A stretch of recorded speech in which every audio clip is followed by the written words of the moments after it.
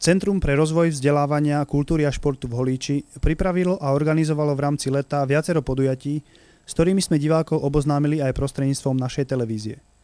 Ako hodnotí priebeh a úroveň týchto akcií, nám povedal riaditeľ Centra pre rozvoj vzdelávania, kultúry a športu Ľudomil Kuba. No, ak by som mal byť stručný, tak v rámci leta sme sa prevažne orientovali na tie letné aktivity, ako je kúpalisko a letné kino. Pochopiteľne popri tom prebiehali niektoré akcie aj vnútri v kultúrnom dome, z ktorých najúspešnejšie môžem hodnotiť maratón aerobiku a nedávno minulý týždeň bol spevácky koncert Continental Singers. To sú skutočne akcie, ktoré mali veľmi veľký úspech a škoda len, že predsa len tá návštevnosť našich občanov je slabá.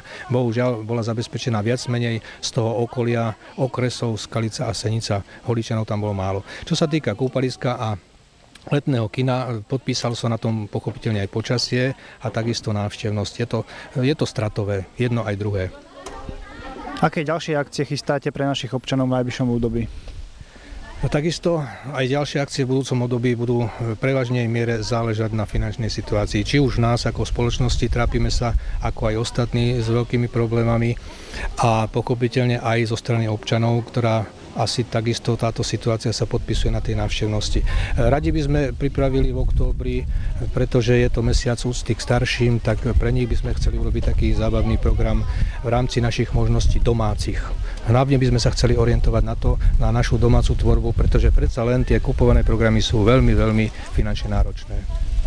Ďakujem za rozhovor.